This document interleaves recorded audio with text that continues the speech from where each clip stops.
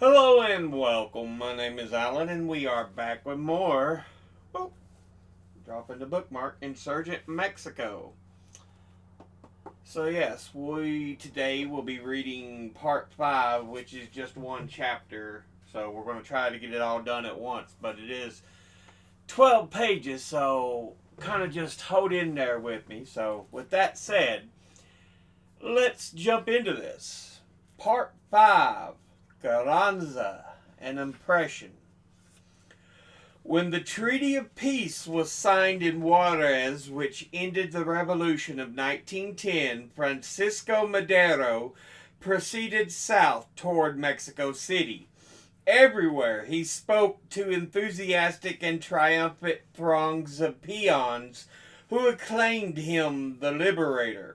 In Chihuahua, he addressed the people from the balcony of the governor's palace as he told of the hardships endured and the sacrifices made by the little band of men who had overthrown the dictatorship of Diaz forever. He was overcome with emotion. Reaching inside the room, he pulled out a tall, bearded man of commanding presence, and throwing his arm about his shoulder, he said in a voice choked with tears, "This is a good man. Love and honor him always." It was Venustiano Carranza, a man of upright life and high ideas, an aristocrat, descended from the dominant Spanish race of a great landowner, and his family had always been great landowners, and one of those Mexican nobles who, like a few French nobles, such as Lafayette in the French Revolution, threw themselves heart and soul into the struggle for liberty.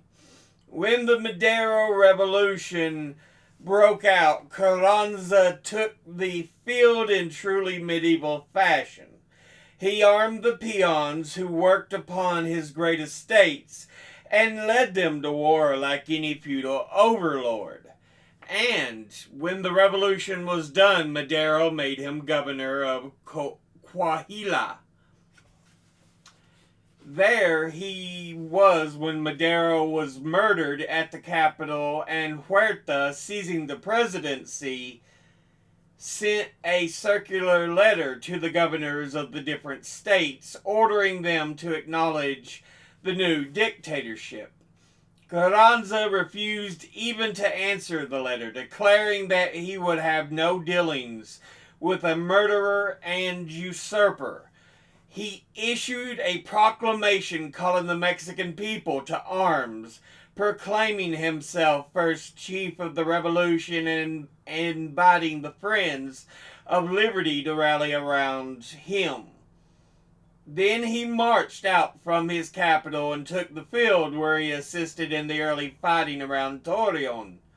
After a short time, Carranza marched his force from Coahuila, where things were happening, straight across the republic into the state of Sonora.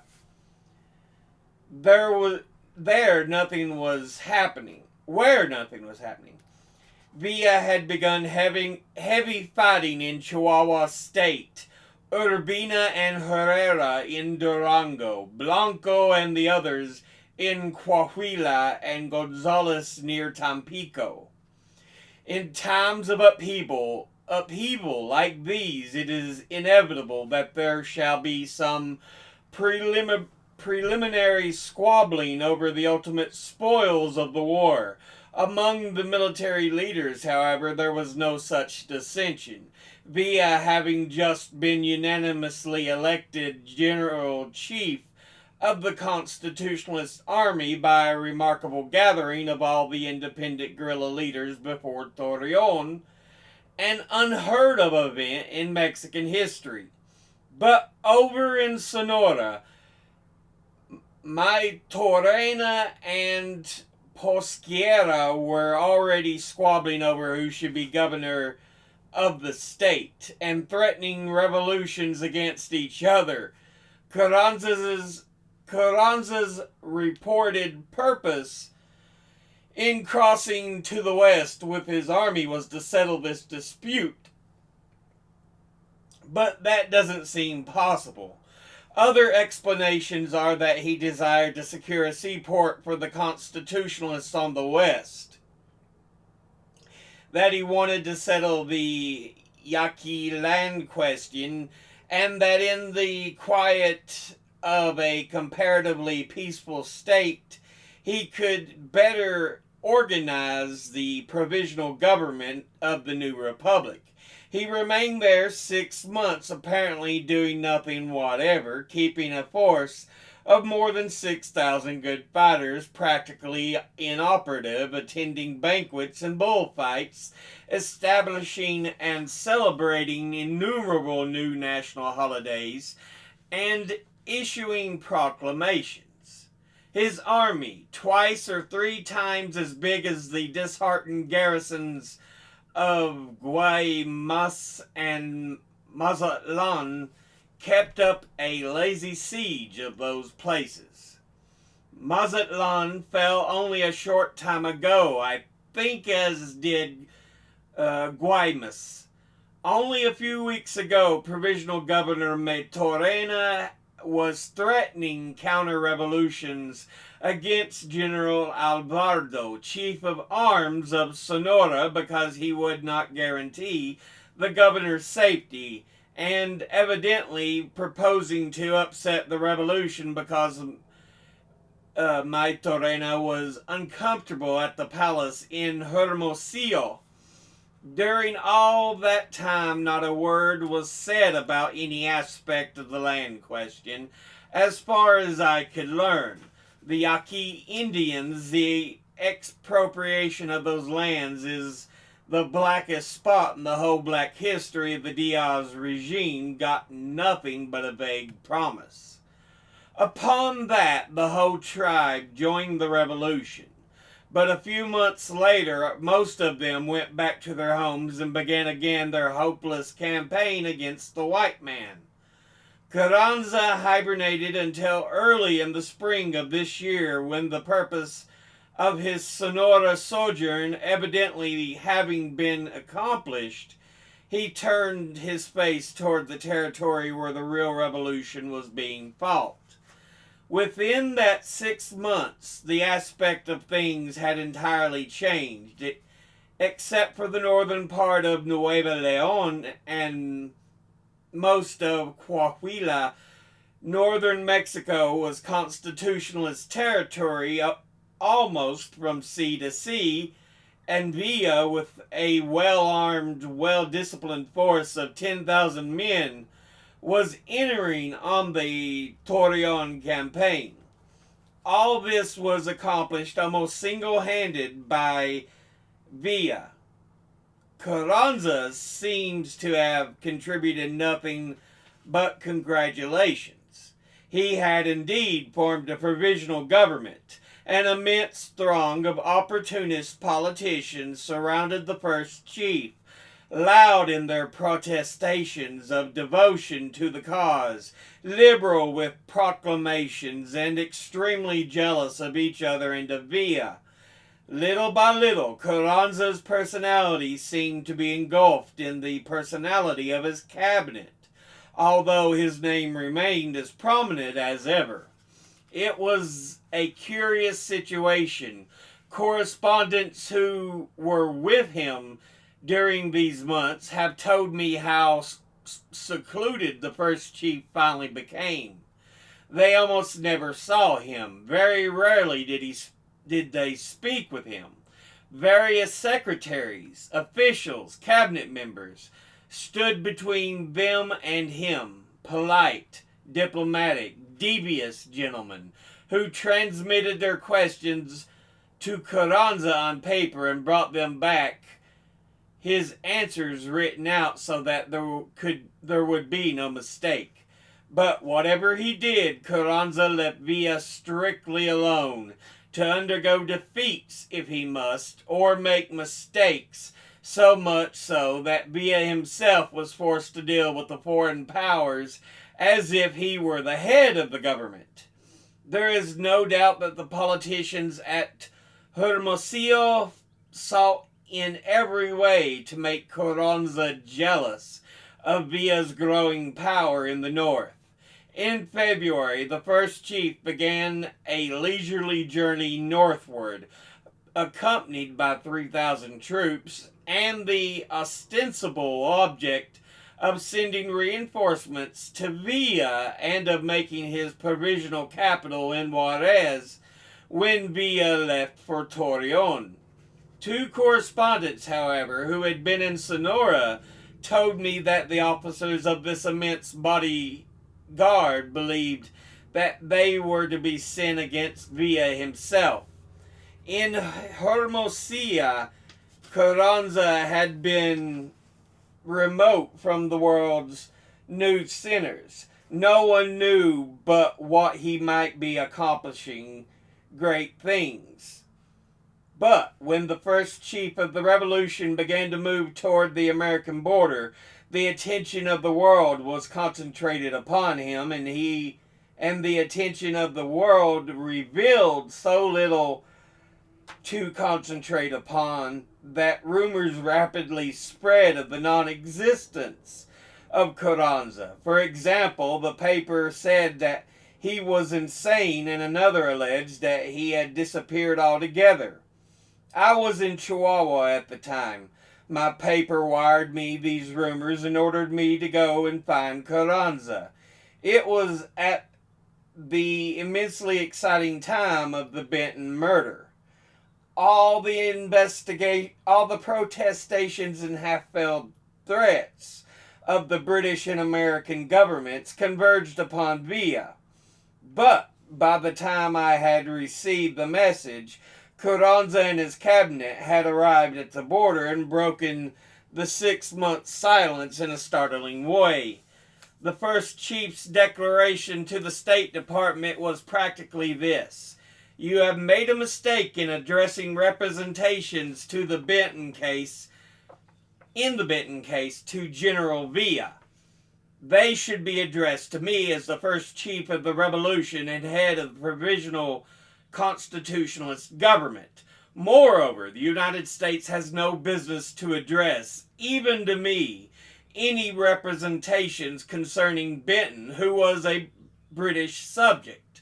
I have received no envoy from the government of Great Britain. Until I do, I will make no answer to the representations of any other government. Meanwhile, a thorough investigation will be made of the circumstances of Benton's death, and those responsible for it will be judged strictly according to the law." At the same time, Villa received a pretty plain intimation that he was to keep out of international affairs, and Villa gratefully shut up. That was the situation when I went to Nogales, Arizona, and Nogales, Sonora, Mexico, really form one big straggling town. The international boundary runs along the middle of the street, and the small customs house lounge a few ragged Mexican sentries smoking interminable cigarettes and evidently interfering with nobody except to collect export taxes from everything that passes to the American side. The inhabitants of the American town go across the line to get good things to eat, to gamble, to dance, and to feel free. The Mexicans cross to the American side when somebody is after them. I arrived at midnight and went at once to the hotel in the Mexican town where the cabinet and most of the political hangers-on of Carranza were staying, sleeping 4 in a room, on cots in the corridors, on the floor, and even on the stairs. I was expected. a temperamental constitutionalist consul up the line to whom I had explained my errand, evidently considered it of great importance, for he had telegraphed to Nogales that the entire fate of the Mexican Revolution depended upon Mr. Reed's seeing the first chief of the revolution immediately upon his arrival. However, everybody had gone to sleep, and the proprietor, routed out of his back office, said that he hadn't the slightest idea what the names of any of the gentlemen were or where they slept. Yes, he said, he had heard that Carranza was in town. We went around kicking doors and Mexicans until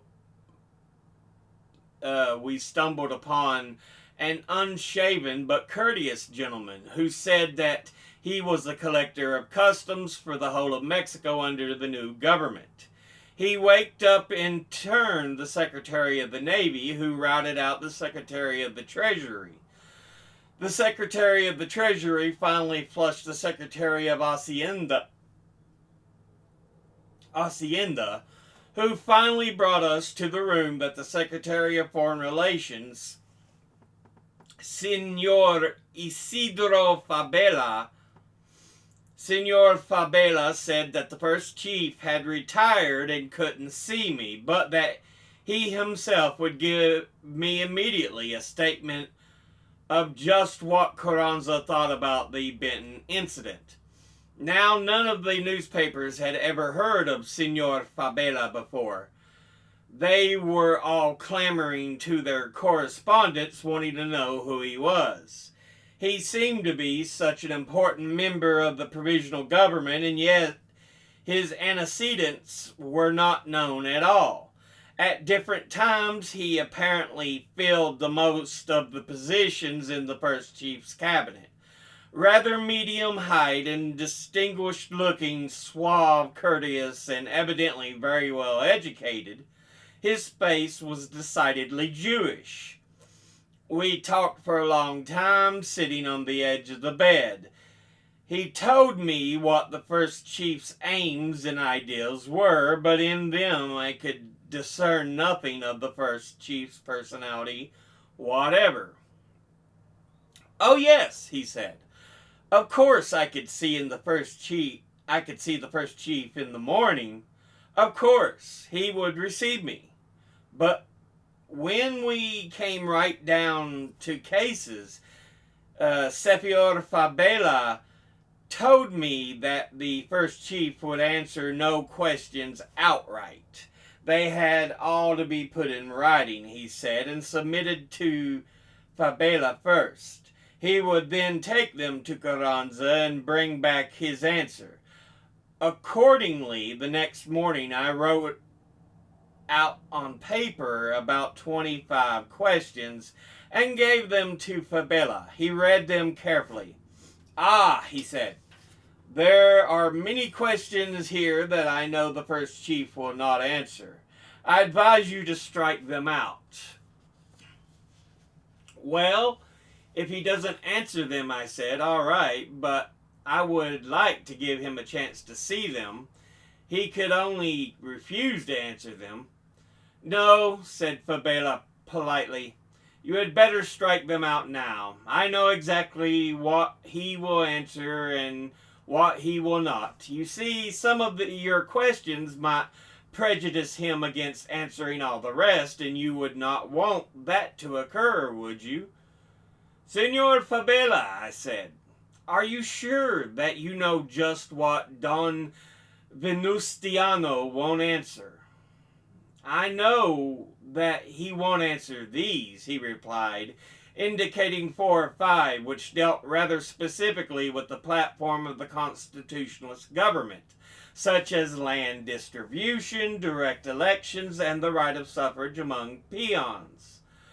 "I will bring back your answers in 24 hours, he said. "Now, I will take you to see the chief, but you must promise me this, that you will not ask him any questions, that you will simply go into the room, shake hands with him, and say, 'How do you do?' and then leave again immediately." I promised, and together with another reporter, followed him across the square to the beautiful little yellow municipal palace. We stood a while in the patio. The place was thronged with self-important Mexicans buttonholing other self-important Mexicans who rushed from door to door with portfolios and bundles of paper. Occasionally, when the door of the department of the secretaryship opened, a roar of typewriters smote our ears. Officers in uniform stood about the portico waiting for orders. General Obregon, commander of the army of Sonora, was outlining in the loud voice the plans for his march south upon Guadalajara. He started for Hermosillo 3 days afterward and marched his army 400 miles through a friendly country in 3 months. Although Obregon had shown no startling capacity for leadership, Carranza had made him general-in-chief of the Army of the Northwest, with a rank equal to Villa's. Talking to him was a stout, red-haired Mexican woman in black satin princess dress embroidered with jet, with a sword at her side. She was Colonel Ramona Flores, chief of staff to the constitutionalist General Carrasco, who operates in Tepic. Her husband had been killed while an officer in the First Revolution, leaving her a gold mine, with the proceeds of which she had raised a regiment and taken the field. Against the wall lay 2 sacks of gold ingots, which she had brought north to purchase arms and uniforms for her troops. Polite American commission seekers shifted from one foot to the other, hat in hand. The ever-present arms and ammunition drummers poured into the ears of whoever would listen praises of their guns and bullets. 4 armed sentries took the palace doors, and others lounged around the patio. There were no more in sight except 2 who flanked a little door halfway down the corridor. These men seemed more intelligent than the others. Anybody who passed was scrutinized carefully, and those who passed at the door were questioned accordingly to some thorough formula. Every 2 hours this guard was changed. The relief was in charge of a general, and a long colloquy took place before the change was effected. "What room is that?" I asked Senor Fabela. "That is the office of the first chief of the revolution," he answered. I waited for perhaps an hour, and during that time I noticed that nobody entered the room except Senor Fabela and those he took with him. Finally he came over to me and said, "All right, the first chief will see you now." We followed him. The soldiers on guard threw up their rifles. "Who are these senores?" asked one. "It's all right, they are friends," answered Fabela, and opened the door. It was so dark within that at first we could see nothing. Over the 2 windows blinds were drawn. On one side was a bed still unmade, and on the other a small table covered with papers, upon which stood a tray containing the remains of breakfast. A tin bucket full of ice with 2 or 3 bottles of wine stood in a corner. As our eyes became accustomed to the light, we saw the gigantic khaki-clad figure of Don Venustiano Carranza sitting in a big chair. There was something strange in the way he sat there, with his hands on the arms of the chairs as if he had been placed in it and told not to move. He did not seem to be thinking, nor to have been working. You couldn't imagine him at that table. You got the impression of a vast inert body, a statue. He rose to meet us, a towering figure, 7 feet tall it seemed. I noticed with a kind of shock that in the dark room he wore smoked glasses, and although ruddy and full-cheeked, I felt that he was not well. The thing you feel about tuberculosis patients. That tiny dark room where the first chief of the revolution slept and ate and worked, and from which he hardly ever emerged, seemed too small, like a cell. Fabela had entered with us. He introduced us one by one to Carranza, who smiled a vacant, expressionless smile, bowed slightly, and shook our hands. We all sat down, indicating the other reporter who could not speak Spanish. Fabela said, "These gentlemen have come to greet you on behalf of the great newspapers which they represent. This gentleman says that he desires to present his respectful wishes for your success." Carranza bowed again slightly and rose as Fabela stood up, as if to indicate that the interview was over. "Allow me to assure the gentlemen," he said, "of my grateful acceptance of their good wishes." Again we all shook hands, but as I took his hand I said in Spanish, "Senor Don Venustiano, my paper is your friend and the friend of the Constitutionalists." He stood there as before, a huge mask of a man, but as I spoke he stopped smiling. His expression remained as vacant as before, but suddenly he began to speak.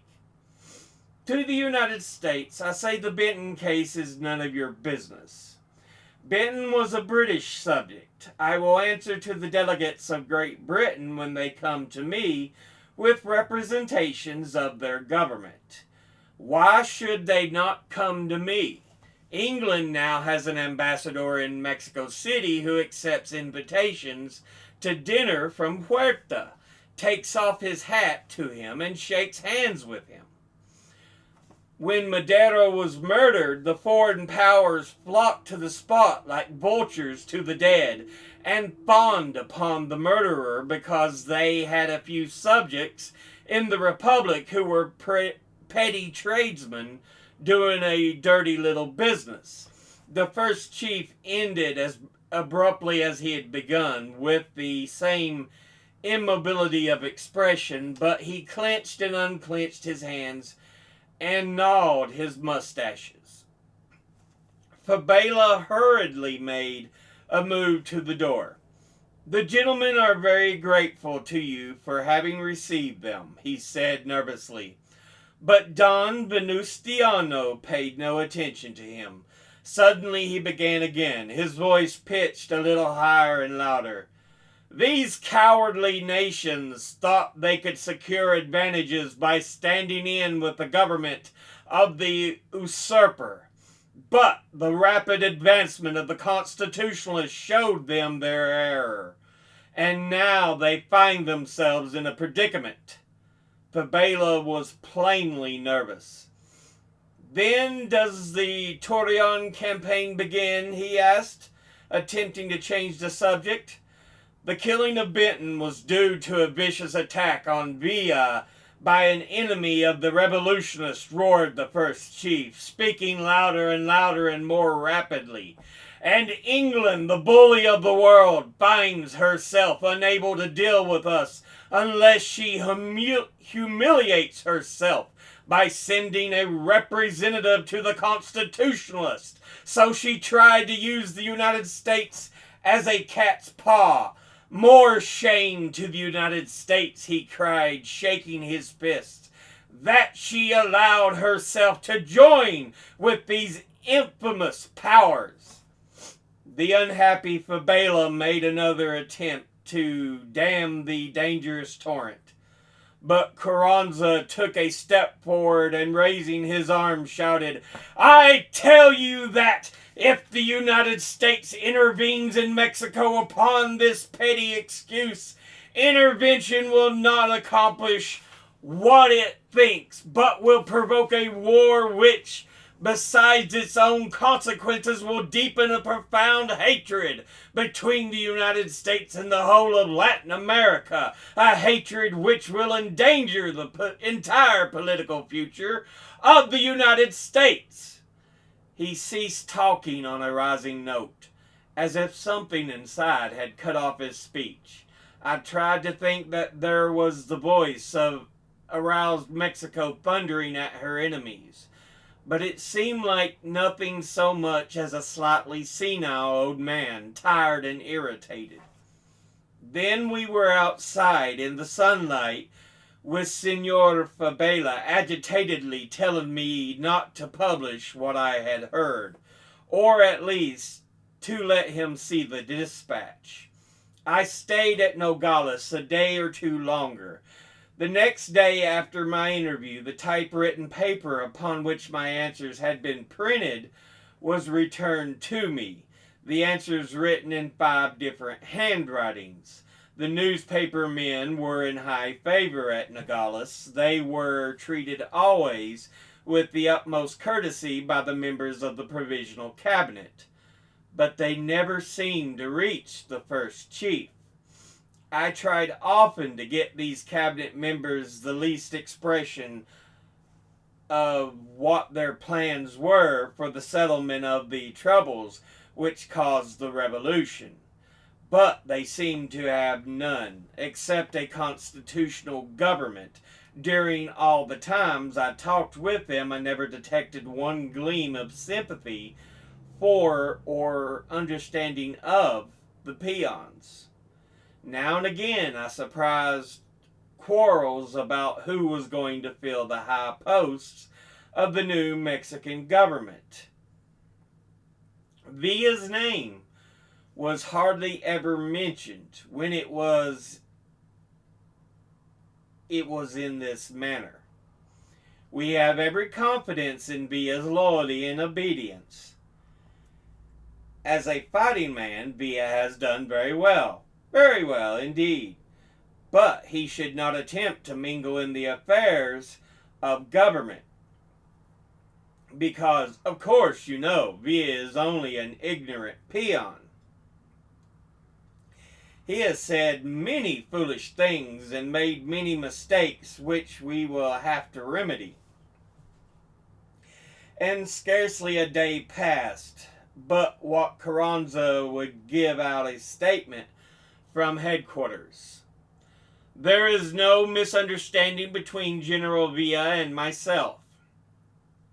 He obeys my orders without question, as any common soldier.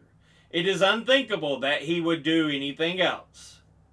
I spent a good deal of time loafing around the municipal palace, but I never saw Carranza again but once.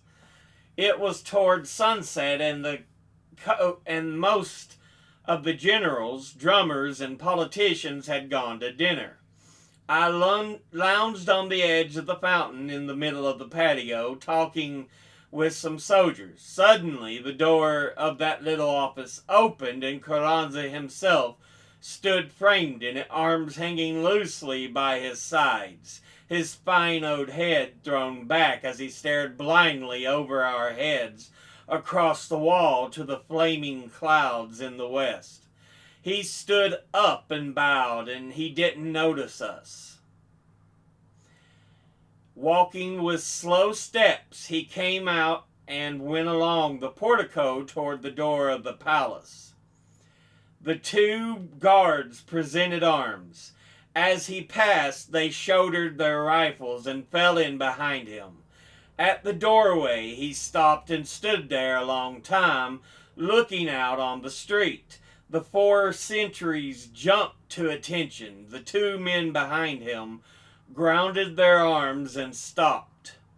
The first chief of the revolution clasped his hands behind his back, his fingers working violently. Then he turned and, pacing between the 2 guards, went back to the little dark room. So yeah, that ends that part, that chapter part. Anyway, yeah, we get an impression of who Carranza is, according to Reed. Yeah. We see hear about many of the forces.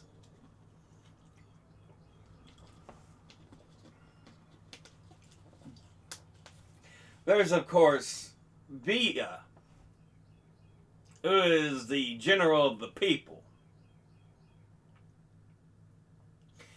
But even him they refer to as a peon, just a worker.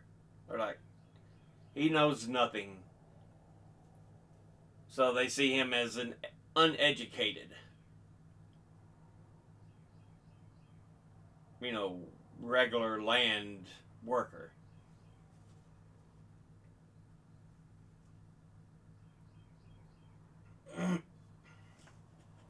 But yeah. Francisco Madero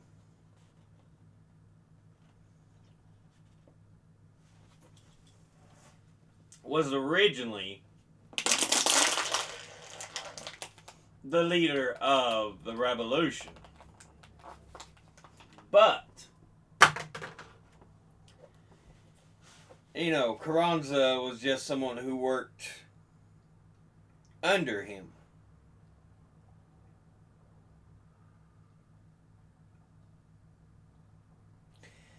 And, yeah, they mentioned early on, he's an aristocrat, and he's Spanish. So he's not of native Mexican blood. Like your others, like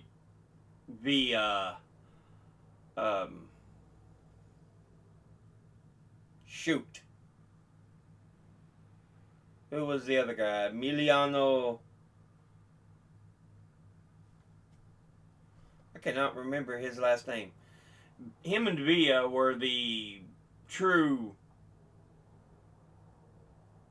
soldiers of the people, the leaders of the people, because they were very much your average Mexican. Born in Mexico, their parents born in Mexico, their grandparents, they had a long line. Carranza was very much European, even though he had probably lived in Mexico and his parents in Mexico. But he was still part of that Spanish line.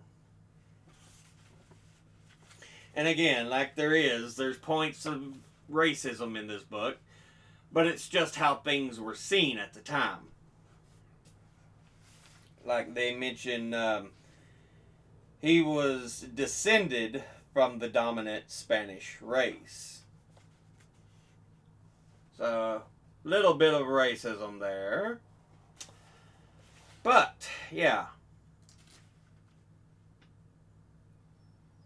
Carranza took over after Madero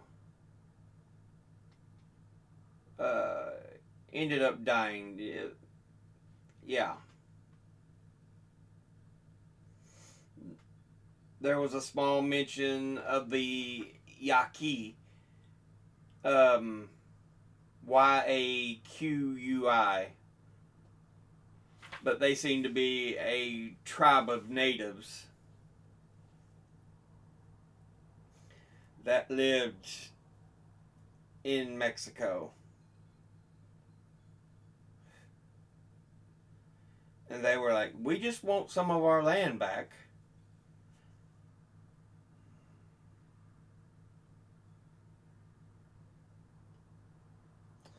But yeah. Instead of getting land back, they just got, we'll get you something. Like it says in the book, a vague promise. And it's like, seriously, guys, come on.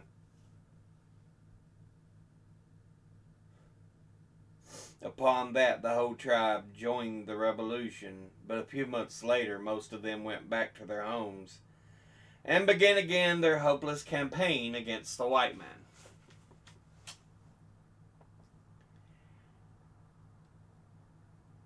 So yeah, and again, it seems Carranza had become a bit paranoid,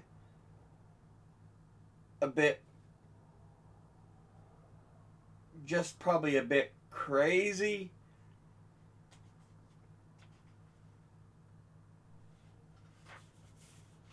Just given the actions he shows. Yeah. So there's a murder of a man named Benton that also plays a great part in this at this point. But it's like by the time he interviews Carranza don't even really seem like he's in full control of the revolutionaries.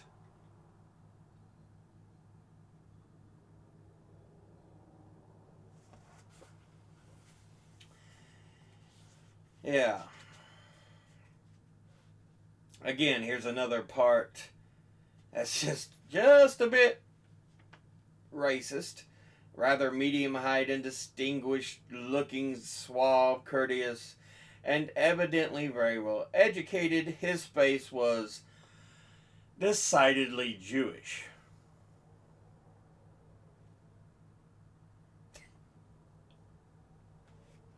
Just a bit of racism there. Again, I think that was when he was describing Fabela. Yeah. It's like, come on, dude. Again, it's how things were seen at that point in time. Not excusable, but you have to understand.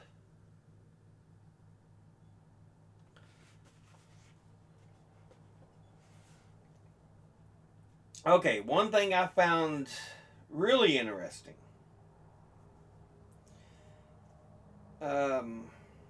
Officers in uniform stood about the portico waiting for orders.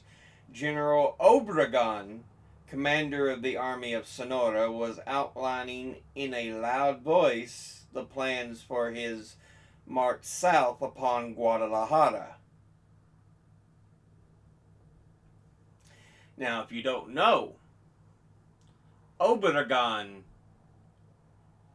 would be the man standing at the end of the Mexican Revolution. He would become the president of Mexico at the end of everything.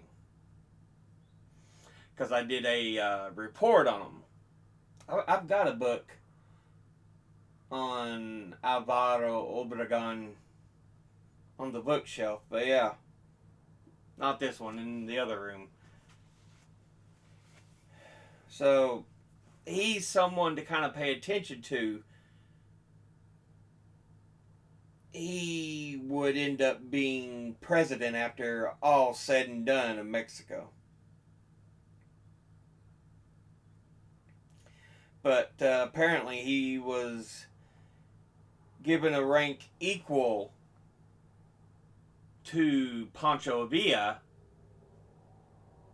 So Obregon really was kind of like Carranza's choice. Because, again, it's like they just saw Villa as he has his uses, he is faithful to the cause, blah, blah, blah. But it's like they weren't really excited about him. Because, again, this is the people in power.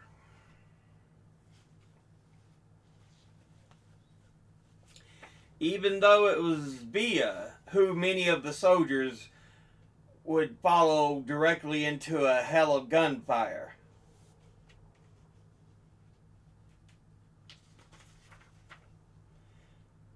yeah, like I'm saying, I think he's gone a bit crazy though, because when they go and meet him and they're shaking his hands, Reed says, "Senor Don Venustiano, my paper is your friend and the friend of the Constitutionalists." You know, it's something you hear, you think, that's quite the friendly gesture.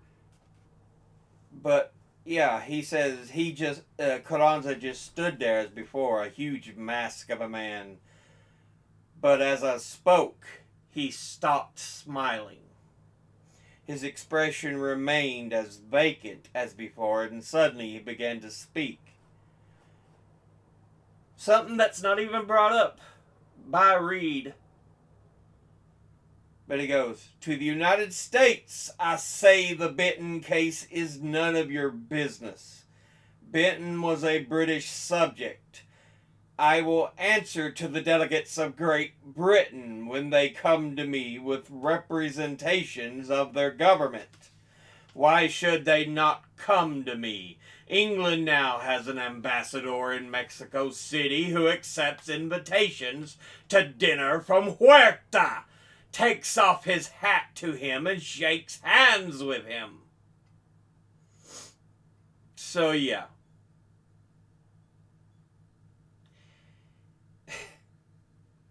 Yeah. I think he's gone just a bit off the deep end.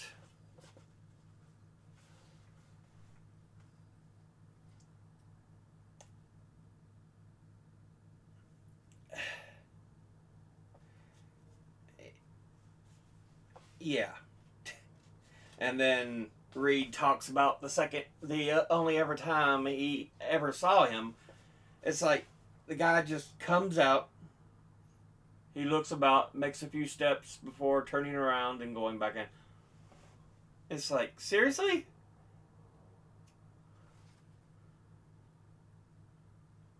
So, yeah. It's kind of curious. Was Carranza suffering a bit of a mental debilitation, if you will?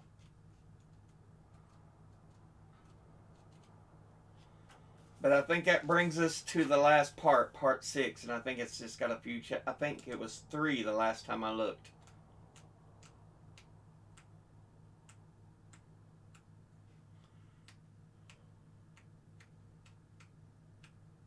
So yeah, we're just about done. But that will end this chapter and this episode. As always, educate thyself. Think, read, study, learn. Someone tells you something you have trouble believing, ask them to cite their sources. Thank you all for watching. I'll see you all in the next one. Until then, later.